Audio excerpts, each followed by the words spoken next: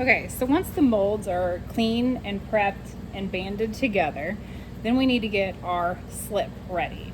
So this is just regular old slip, cone 6, because that is what I fire to. And it was very thick. I added some Darvan 7 in my learning process, and it was not getting it thin enough. I kept having issues where when I would dump it out, it would like pull away from the wall. And so it needed to be thinner enough that as I dumped it out, it didn't pull from the wall of the mold. So this last time I added water and a bunch of water.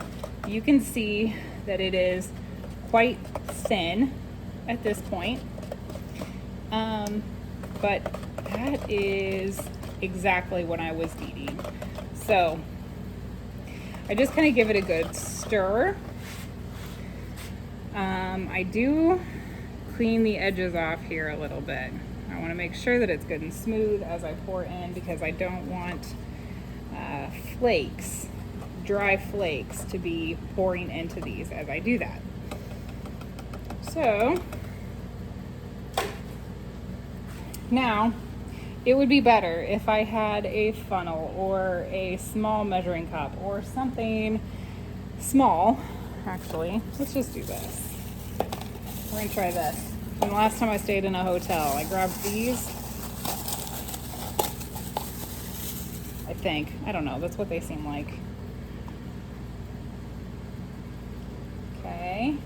And this is messy. No matter how you try to do it, it is messy. But then I hope my arm is not too much in the way.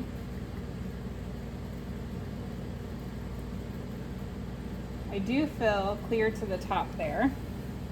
Reason being is that as the slip dries up, it is going to absorb a lot of it.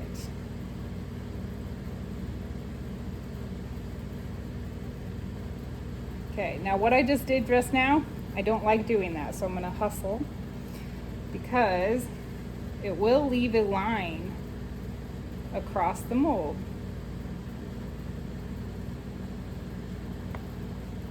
When it does that.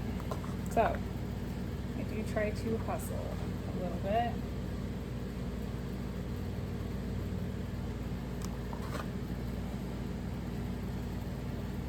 Okay, we're gonna do this big one back here. I don't think you can see, so we're gonna do it right there. Oh, I make a lot of messes. Truly have no idea how much slip I've wasted. I have a giant pumpkin that I have indeed, whoops,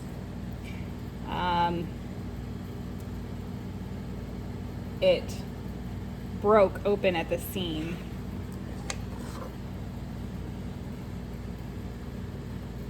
And it made a giant mess.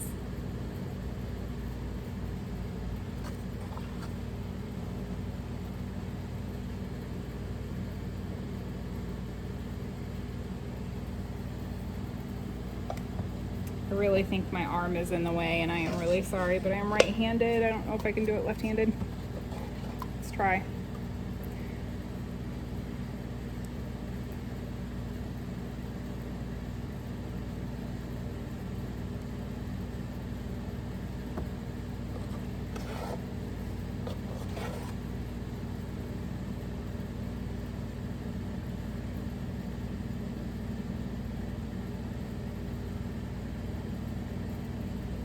Okay, there we go. And now we set a timer for 5 minutes, and then we dump them all out. Be back in 5 minutes. Okay, it has been maybe a little longer than 5 minutes. I kind of get distracted really quick. So we're gonna go with the first ones that we poured first.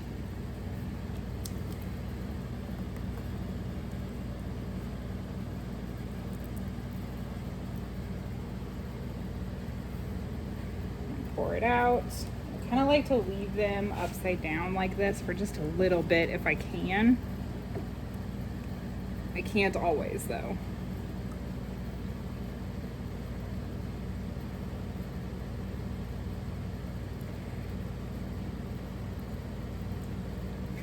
This one is done dripping. So we put it back upside down, or right side, I guess.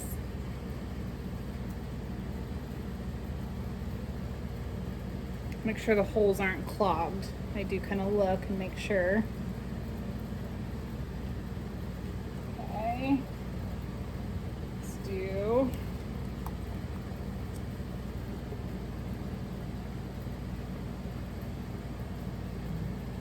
That one's good.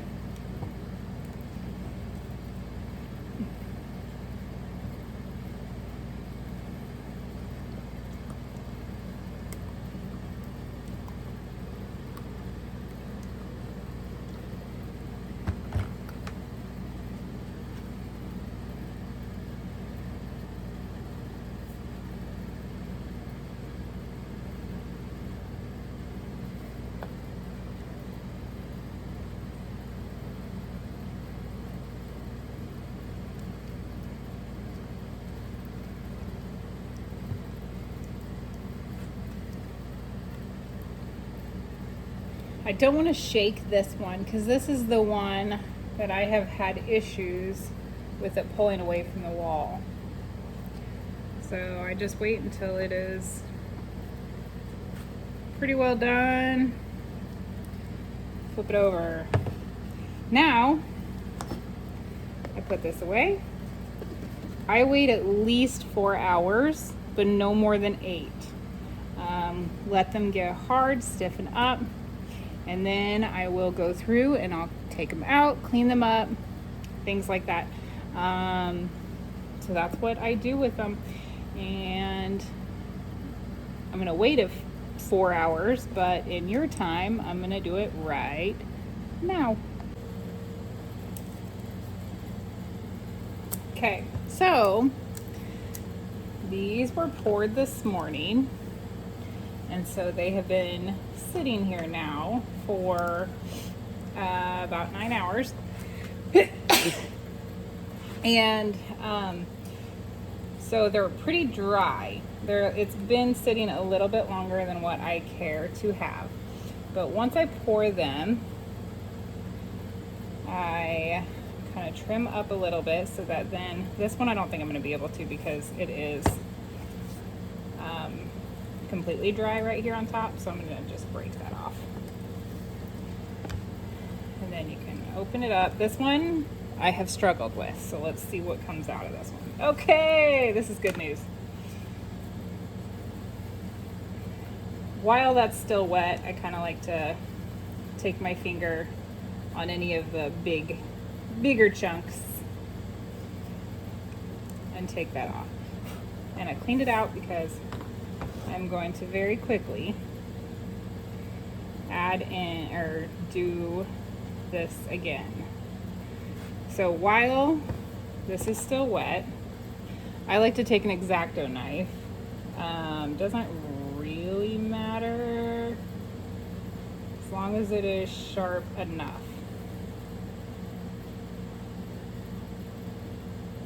And you kind of clean up the line. I do as well as I can, but at the same time, I don't stress about it because I'm going to take a sponge and go over it again. So, just kind of do that. The neck doesn't matter as well. I just like to have a clean area.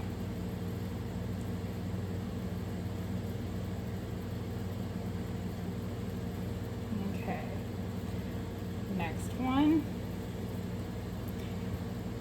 So I could probably just, I don't want to ruin it. I want to take the chances. There we go.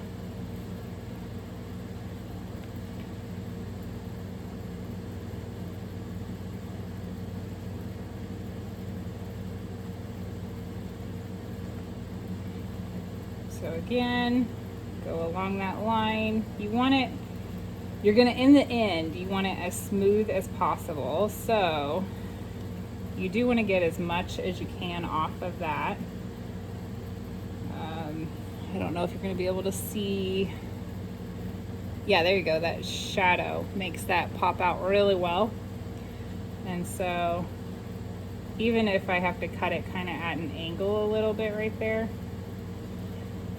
in order to get as much of it taken off as I can, then that is good. Okay, and then again, this little neck area doesn't matter too much.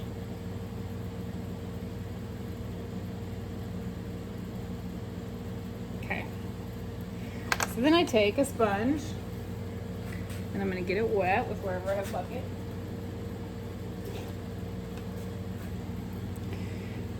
And I just kind of clean it up.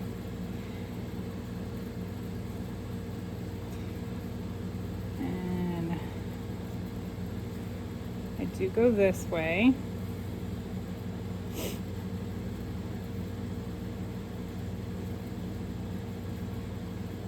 This one's pretty deep, and I'm not exactly sure if it just wasn't aligned real well or if it's always been this way and I've just been struggling with this mold so much that I never noticed. Could be. Very well could be.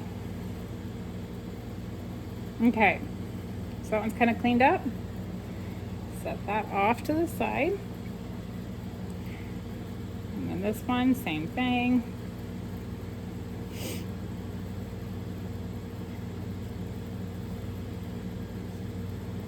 Now my whole goal this weekend is to make as many of these sets as I can.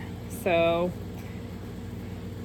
what I'm actually gonna do is I'm gonna wrap them up and get them ready to go again. Pour again, dump them out tonight, and pour again tonight. I'm gonna have these puppies going full blast this weekend.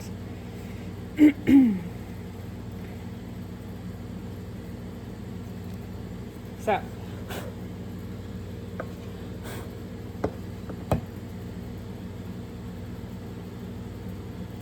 there's so many fun things that you can do with this one, I feel like, in particular. Really any of them, but this one, really, really so much fun. But what I really want to do with them is do family photos. And so I need to make a whole bunch of these so that I can do that. So this guy, take my rubber bands off and just kind of cut. That guy's too bendy there. Let's get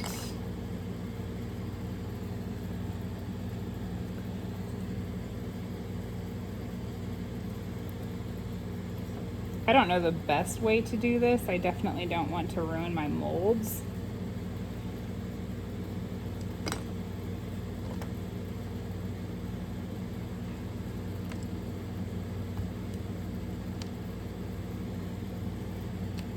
Okay.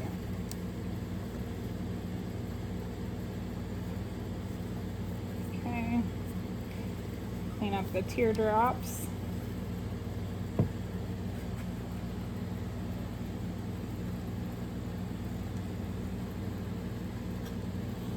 Okay, so these I start with cutting off the excess.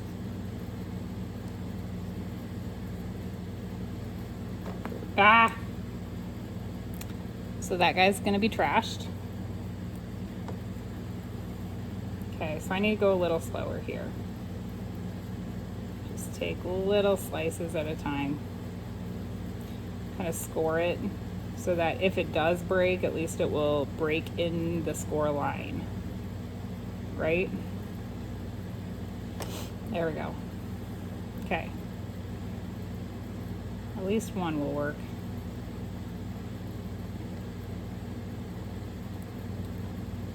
It's honestly things like that that I have with these all the time.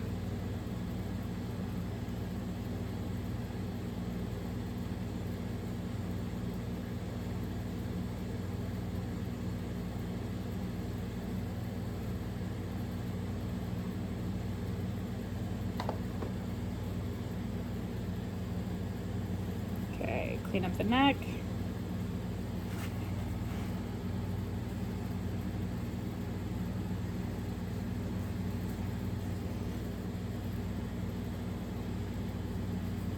There we go.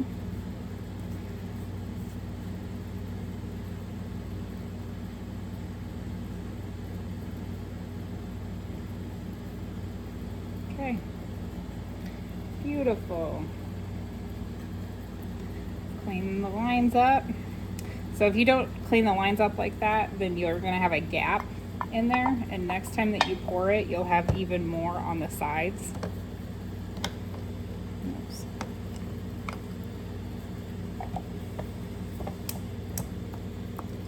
That's obviously not something that you want. Okay, so that one's good. All right, so this is the Christmas trees here, I believe.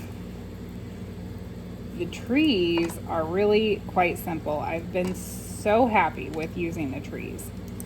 And so we'll see what we can get in here.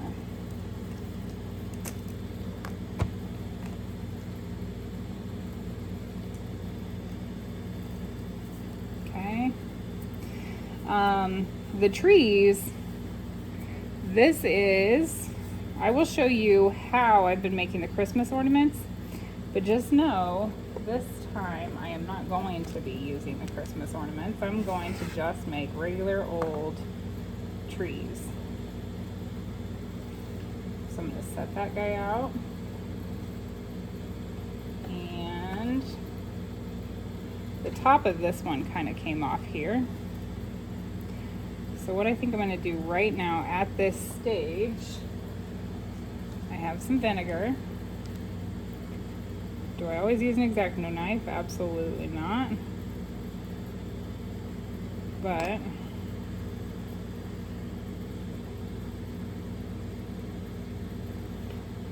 okay, just like so, set them out. So I want a bunch of trees, not only for the Christmas ornaments, which I already have plenty of Christmas ornaments, so I'm truly not worried about that at this point. But I would like some that are just decorative, something to set on your table or whatever. So that's what I'm going to do with these.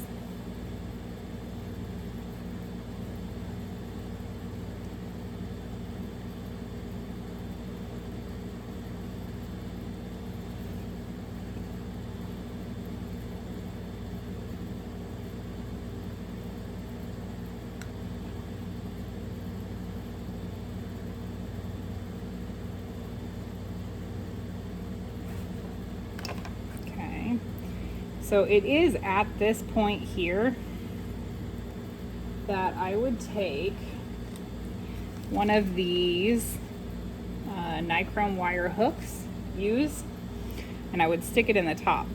Now, I don't think that these really truly were meant to be Christmas ornaments. I think that they are meant to be decorative, but because I wanted them to be Christmas ornaments, that's what I did. And so the hooks oftentimes would kind of stick out there. So I would take a little bit more slip and just kind of dab it on there.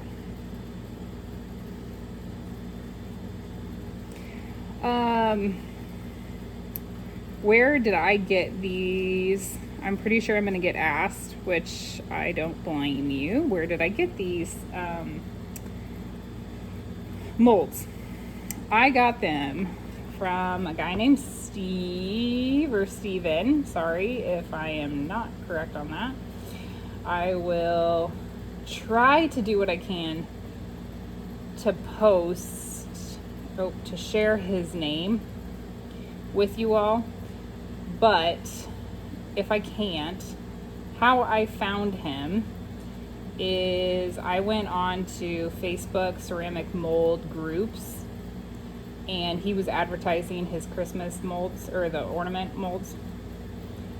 And you basically send him a message. He sends you a PayPal invoice, and you pay it. And then he sends them to you.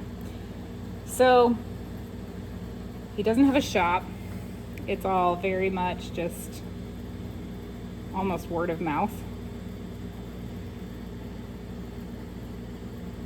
So that is where I got these. He was wonderful to work with. So if I had questions, he answers. But because of that, I don't know if I can tag him. So I will try to share his name so at least you guys can find him on any of those Facebook groups.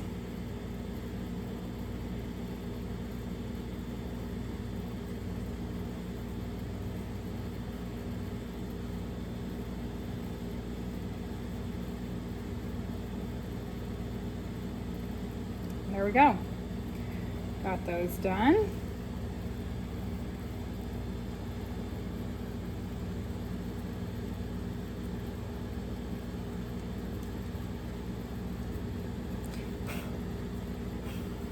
Okay, so kind of clean this up a little bit.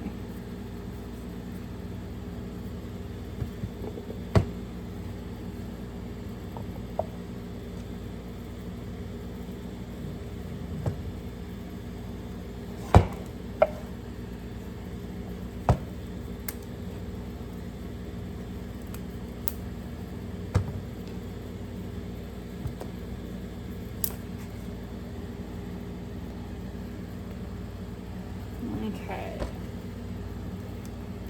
Moving on to this one. Got a piece of my hair on there.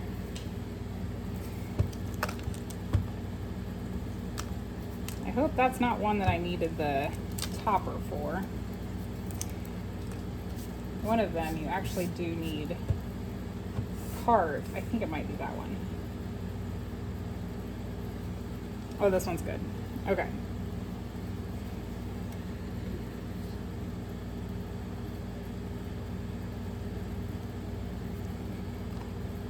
So, just cut the top off.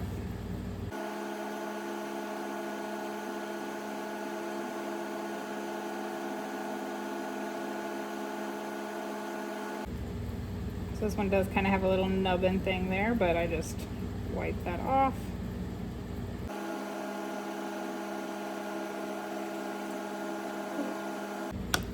Hope you can see through my hands here as I'm cutting that off.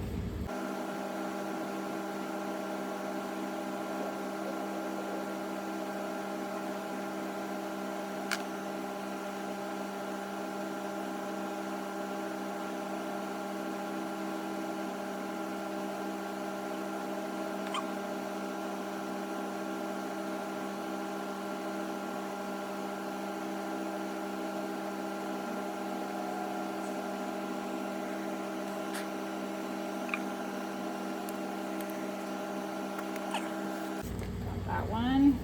Last but not least, so this one I definitely need to have part of that, so I'm gonna make sure I don't cut more than I need to off.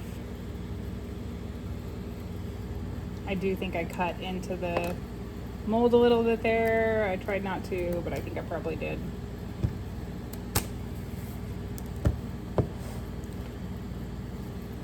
Okay.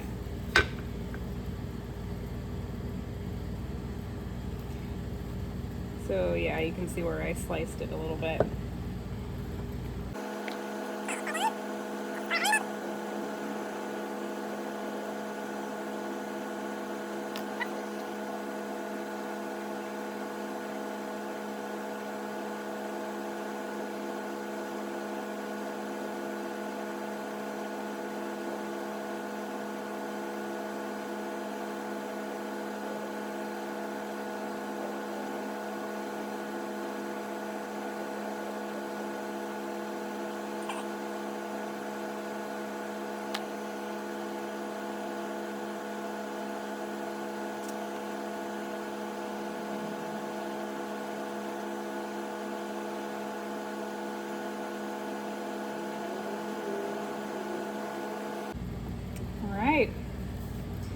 So that's all that we do for cleaning them up. Then we let them dry and stick them in the whisk cone.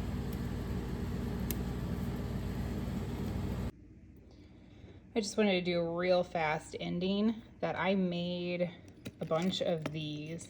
I literally did a disc with a rod, stuck it in there, and this way these tall ones can fit on top and be fired that way. Every post that I have seen with just the rods melt and bend, so because these are heavy enough. So I did make my own. This one did get kissed, so I'll grind those off and it'll be mine.